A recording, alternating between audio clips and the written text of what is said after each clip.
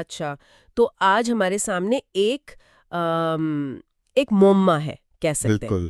ایک پاکستانی کمپنی ہے زارا لمیٹڈ. ہم اور دلچسپ بات یہ ہے کہ اس کی کوئی بڑی فیکٹری نہیں ہے، مطلب یہ خود کچھ بناتی نہیں. صحیح. لیکن اس کے باوجود تقریباً 1 سال پہلے فیبروری 2025 میں اس کا شیئر لسٹ ہوا تھا 16.50 روپے پر. 16 روپے 50 پیسے. جی، اور آج اس کی قیمت 68 روپے سے بھی زیادہ ہے. یہ تو صحیح. 4 گنا سے بھی زیادہ کا اضافہ ہے. بالکل. تو سوال یہی ہے کہ بھئی یہ ہو کیا رہا ہے؟ ایک ایسی کمپنی جو بظاہر کچھ نہیں بنا رہی، اس کی قدر میں اتنا بڑا اضافہ کیسے ہو گیا؟ ایک سامع نے ہمیں کچھ دستاویزات بھیجی ہیں، تو چلیں اس کو ذرا دیکھتے. دیکھیں، یہ ایک بہترین معمہ ہے اور اس کا جواب نا آپ کو روایتی بزنس کی کتابوں میں نہیں ملے گا. اچھا؟ جی، اس کا جواب اس ایک بات میں چھپا ہے کہ زارا یہ کوئی پروڈیوسر نہیں ہے. تو پھر کیا ہے؟ یہ ایک ڈیجیٹل مارکیٹ پلیس ہے. آسان لفظوں میں ایک آن لائن منڈی. اوہ، آن لائن منڈی؟ اور جیسے ہی آپ اسے اس نظر سے دیکھتے ہیں نا، تو اس کی لاگت، اس کے اثاثے اور اس کی ویلیو لگانے کا پورا طریقہ ہی بدل جاتا ہے. ساری کہانی یہیں سے شروع ہوتی ہے. ٹھیک ہے، تو ڈیجیٹل مارکیٹ پلیس، اسے اگر آسان الفاظ میں سمجھنا ہو، کیا یہ دراز یا علی بابا جیسا کچھ ہے؟ بالکل، یہ بہترین مثال ہے. بس فرق یہ ہے کہ دراز اور علی بابا عام صارفین کے لیے ہیں، یعنی ہم اور آپ جیسے لوگوں کے لیے. زارا کا فوکس ہے پاکستان کی بڑی بزنس ٹو بزنس مارکیٹ پر، جسے B2B کہتے ہیں. یہ انڈسٹری کے بڑے کھلاڑیوں کو آپس میں ملواتا ہے. اچھا. سوچیں، ایک بڑی کنسٹرکشن کمپنی ہے، اسے ہزاروں ٹن اسٹیل چاہیے. یا ایک ٹیکسٹائل مل ہے، اسے بڑی مقدار میں کیمیکلز چاہیے. جی. تو زارا ان کے لیے ایک پلیٹ فارم ہے جہاں وہ سپلائر سے براہ راست رابطہ کر سکتے ہیں. یعنی یہ اسٹیل، سیمنٹ، زرعی اجناس، کیمیکلز، یہاں تک کہ بائیو ماس فیول جیسی بڑی چیزوں کے خریداروں اور بیچنے والوں کے لیے ایک آن لائن ملاقات کی جگہ ہے. بالکل.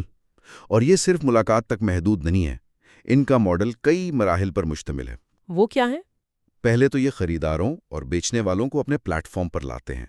پھر بیچنے والے اپنی پروڈکٹس لسٹ کرتے ہیں، خریدار آرڈر دیتے ہیں اور پلیٹ فارم ان کو آپس میں ملاتا ہے. ٹھیک ہے. لیکن اصل جادو اس کے بعد شروع ہوتا ہے. یہ کوالٹی کی جانچ، گودام میں سامان رکھنے اور ٹرانسپورٹ کا انتظام بھی کرتے ہیں. واہ. اور آخر میں یہ ادائیگیوں کے پورے عمل کو سنبھالتے ہیں اور اس سروس کے بدلے اپنا کمیشن یا مارجن لیتے ہیں. اور میں یہاں دیکھ رہی ہوں کہ دستاویزات میں ڈیٹا ٹولز اور فائنانسنگ کا بھی ذکر ہے. اس کا کیا مطلب ہوا؟ یہ بہت اہم نکتہ ہے.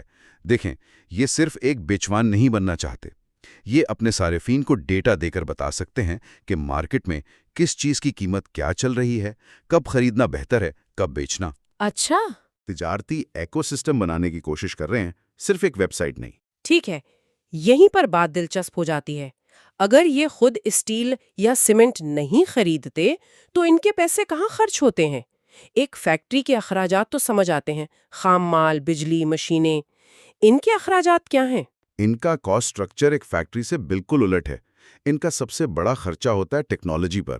وہ سافٹ ویئر، وہ پلیٹ فارم جو اس پورے نظام کو چلاتا ہے، یہ ان کی مشینری ہے. صحیح. دوسرا بڑا خرچہ ہے ورکنگ کیپٹل. ایک منٹ، ورکنگ کیپٹل کو ذرا آسان کر کے سمجھائیں. ضرور.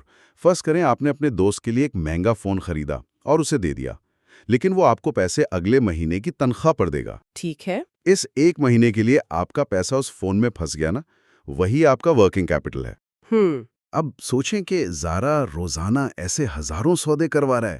انہیں اکثر سپلائر کو ادائیگی پہلے کرنی پڑتی ہے، جبکہ خریدار سے پیسے کچھ ہفتوں بعد ملتے ہیں. تو اس دوران جو پیسہ کاروبار میں پھنسا رہتا ہے، وہی ورکنگ کیپٹل ہے. واہ، یہ تو بہت اچھی مثال ہے. تو ٹیکنالوجی ہو گئی، ورکنگ کیپٹل ہو گیا، اور اس کے علاوہ ہیں لاجسٹکس اور ڈیلیوری کے اخراجات. مطلب ٹرکوں کا کرایہ، گودام کا خرچہ اور آخر میں عملے کی تنخواہیں اور مارکیٹنگ، تاکہ زیادہ سے زیادہ لوگ ان کے پلیٹ فارم کو استعمال کریں. اس کا مطلب تو یہ ہوا کہ ان کے سب سے بڑے اثاثے مشینیں یا عمارتیں نہیں بلکہ سافٹ ویئر ہے. جی. تو کیا ان کی بیلنس شیٹ پر زیادہ تر چیزیں ایسی ہیں جنہیں آپ چھو بھی نہیں سکتے؟ یہ تو ایک روایتی سرمایہ کار کے لیے سمجھنا بہت مشکل ہوگا. آپ نے بالکل صحیح پکڑا ہے. ان کا سب سے بڑا اثاثہ ان کا ٹیکنالوجی پلیٹ فارم ہے، جو ایک انٹینجبل ایسٹ یعنی غیر محسوس اثاثہ ہے۔ اور یہی وجہ ہے کہ روایتی انڈسٹری کے تجزیہ کاروں کو اس جیسے بزنس کو سمجھنے میں مشکل ہوتی ہے۔ وہ فیکٹریاں اور مشینیں ڈھونڈتے رہتے ہیں، جبکہ اصل قیمت کوڈ اور ڈیٹا میں چھپی ہوتی ہے۔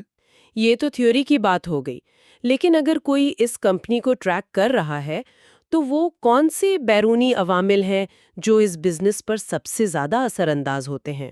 دستاویزات اور ہمارے تجزیے کے مطابق 3 چیزیں سب سے اہم ہیں۔ کیا ہے وہ؟ پہلی اور سب سے اہم ہے شرح سود، یعنی اسٹیٹ بینک کا پالیسی ریٹ یا کیبور۔ لیکن شرح سود تو ہر بزنس پر اثر کرتی ہے، زراعت کے لیے یہ اتنی خاص کیوں ہے؟ اس کی وجہ وہی ورکنگ کیپٹل ہے جس کی ہم نے ابھی بات کی۔ اچھا، جب انہیں سپلائر کو پہلے اور خریدار سے بعد میں پیسے ملتے ہیں تو اس درمیانی وقت کے لیے انہیں بینک سے قرض لینا پڑتا ہے۔ صحیح۔ اگر اسٹیٹ بینک شرح سود بڑھا دیتا ہے تو ان کے لیے یہ قرض مہنگا ہو جاتا ہے۔ ان کا منافع براہ راست اس شرح سے جڑا ہوا ہے۔ مطلب اسٹیٹ بینک کا ہر مانیٹری پالیسی کا اعلان ان کے لیے بہت اہم ہے۔ بہت زیادہ۔ ٹھیک ہے، یہ سمجھ میں آیا۔ اور دوسرا عنصر؟ دوسرا ہے ٹرانسپورٹیشن اور ایندھن کی قیمتیں۔ یہ تو سیدھا سیدھا حساب ہے۔ جی۔ اگر ملک میں ڈیزل کی قیمت بڑھتی ہے تو ان کی ڈیلیوری کی لاگت فوراً بڑھ جاتی ہے، جس سے ان کا منافع کم ہو سکتا ہے۔ یعنی پٹرول کی قیمتوں سے متعلق خبروں پر نظر رکھنا ضروری ہے۔ بالکل۔ اچھا، ایندھن کی قیمتیں تو سمجھ آتی ہیں، یہ تو ہر بزنس پر اثر کرتی ہیں، لیکن یہ تیسرا عنصر جو آپ بتا رہے ہیں، یعنی اجناس کی قیمتوں کا چکر، یہ کیوں اہم ہے؟ اگر وہ صرف ایک بچوان ہے تو قیمت اوپر جائے یا نیچے ان کا کمیشن تو اتنا ہی رہنا چاہیے نا۔ بہترین سوال۔ بظاہر ایسا ہی لگتا ہے، لیکن حقیقت میں ایسا نہیں ہے۔ دیکھیں، جب اسٹیل یا سیمنٹ کی قیمتیں بہت تیزی سے اوپر یا نیچے جاتی ہیں نا تو مارکیٹ میں ایک غیر یقینی کی صورتحال پیدا ہو جاتی ہے۔ اچھا۔ خریدار انتظار کرنے لگتے ہیں کہ شاید قیمت مزید گرے گی، یا بیچنے والے مال روک لیتے ہیں کہ شاید قیمت مزید بڑھے۔ تو اس سے ان کے پلیٹ فارم پر تجارت کا والیوم کم ہو جاتا ہے۔ بالکل، ان کا بزنس مستقل قیمتوں میں سب سے اچھا چلتا ہے۔ اس لیے پاکستان بیورو آف اسٹیٹسٹکس یعنی PBS کے ڈیٹا پر نظر رکھنا بھی ضروری ہے۔ یہ واقعی بہت گہری بات ہے۔ تو یہ تو ہو گئے بیرونی عوامل، لیکن کیا حقیقت میں بھی یہ کہانی اتنی ہی اچھی ہے؟ نمبرز کیا کہتے ہیں؟ کیا کمپنی واقعی پیسہ کما رہی ہے؟ اب آتے ہیں اصل کہانی پر۔ جیسا کہ آپ نے شروع میں بتایا، IPO کی قیمت 16.50 روپے سے بڑھ کر اب تقریباً 68.84 روپے ہو چکی ہے۔ جی۔ اس کی مارکیٹ کیپٹلائزیشن 18 ارب روپے سے زیادہ ہے۔ یہ اعداد و شمار دکھاتے ہیں کہ مارکیٹ اس کے مستقبل کے بارے میں بہت پر امید ہے۔ لیکن ان نمبرز میں سب سے دلچسپ چیز کیا ہے؟ سب سے دلچسپ چیز ہے اس کی PE ریشو یعنی پرائس ٹو ارننگز ریشو، جو تقریباً 14.5 ہے۔ اب یہاں ایک تضاد ہے۔ مارکیٹ اس کی قیمت ایک پرانی سست رفتار سیمنٹ کمپنی کی طرح لگا رہی ہے، جبکہ اس کا بزنس ماڈل فیس بک یا Amazon جیسا ہے۔ یہ تو ایسا ہے جیسے آپ ایک ریس کی گاڑی کو بیل گاڑی کی قیمت پر خرید رہے ہوں۔ بالکل۔ تو اس کا کیا مطلب ہے؟ کیا مارکیٹ بے وقوف ہے یا ہم کوئی خطرہ نہیں دیکھ پا رہے؟ یہی تو $1 ملین سوال ہے۔ اس کی 2 تشریحات ہو سکتی ہیں۔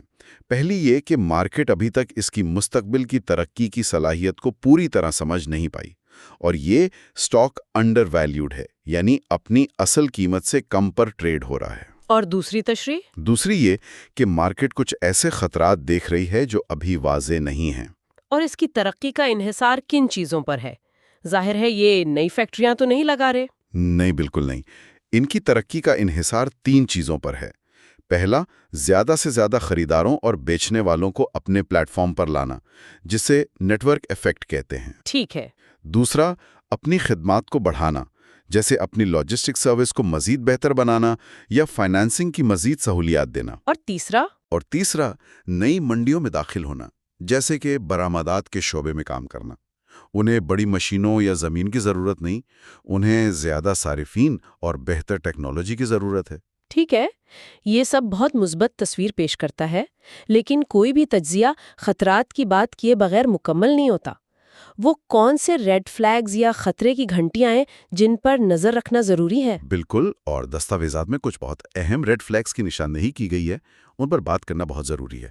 تو سب سے پہلا کیا ہے؟ سب سے پہلا ہے رائزنگ ریسیویبلز، رائزنگ ریسیویبلز؟ یعنی وہی فون والی مثال کہ آپ نے فون تو بیچ دیا لیکن دوست سے پیسے واپس نہیں آ رہے۔ بالکل، اس کا مطلب ہے کہ فروخت تو ہو رہی ہے لیکن نقد رقم واپس نہیں آ رہی، اور ورکنگ کیپٹل پر چلنے والے بزنس کے لیے یہ موت کے مترادف ہو سکتا ہے۔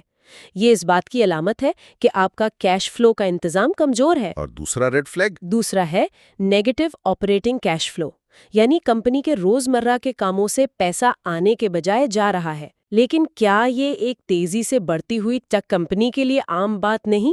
ایمیزون نے کئی سالوں تک منفی کیش فلو دکھایا کیونکہ وہ سارا پیسہ واپس کاروبار میں لگا رہے تھے۔ تو ہم کیسے جانیں کہ یہ صحت مند ترقی کی علامت ہے یا ناکام ہوتے بزنس کی؟ یہ ایک زبردست نکتہ ہے۔ آپ کو یہ دیکھنا ہوگا کہ پیسہ جا کہاں رہا ہے۔ اگر پیسہ مارکیٹنگ، ٹیکنالوجی کو بہتر بنانے یا نئے شہروں میں آپریشنز شروع کرنے پر خرچ ہو رہا ہے تو یہ مستقبل میں ترقی کے لیے ایک سرمایہ کاری ہے۔ ٹھیک ہے۔ لیکن اگر پیسہ روزمرہ کے خرچات پورے کرنے یا پرانے قرضے اتارنے میں جا رہا ہے تو یہ ایک بہت بڑا خطرہ ہے۔ ان دونوں میں فرق کرنا بہت ضروری ہے۔ ٹھیک ہے، تو ریسیویبلز اور کیش فلو کے علاوہ اور کیا خطرات ہیں؟ تیسرا خطرہ ورکنگ کیپٹل کی بہت زیادہ ضروریات ہے، جس پر ہم پہلے ہی تفصیل سے بات کر چکے ہیں۔ اگر شرح سود بڑھتی ہے تو یہ ایک بڑا بوجھ بن سکتا ہے۔ اس کے علاوہ مینجمنٹ میں بار بار تبدیلیاں اس بات کی علامت ہو سکتی ہیں کہ کمپنی میں اندرونی طور پر سب کچھ ٹھیک نہیں ہے۔ اور آخری لیکن سب سے اہم، پلیٹ فارم کو اپنانے کی سست رفتار۔ یعنی اگر لوگ اسے استعمال ہی نہ کریں؟ جی، اگر روایتی تاجر اور صنعت کار اس نئے طریقے کو نہیں اپناتے تو ان کا پورا بزنس ماڈل ہی ناکام ہو سکتا ہے۔ ٹھیک ہے، تو آئیے اس ساری گفتگو کا خلاصہ کرتے ہیں تاکہ ہمارے سامعین کے لیے تصویر واضح ہو جائے۔ ہمارا معمہ یہ تھا کہ ایک کمپنی جو کچھ بناتی نہیں، اس کی قدر اتنی کیسے بڑھ گئی؟ اور ہم نے یہ نتیجہ اخذ کیا کہ زارا ایک فیکٹری نہیں بلکہ ایک ٹیکنالوجی پر مبنی B2B مارکیٹ پلیس ہے۔ اس کی اصل قدر اس کے سافٹ ویئر، اس کے لاجسٹکس نیٹ ورک اور اس کے صارفین کی تعداد میں ہے۔ اور اس پر اثر انداز ہونے والے بڑے بیرونی عوامل ہیں، شرح سود، ایندھن کی قیمتیں اور اجناس کا سائیکل۔ ٹھیک ہے۔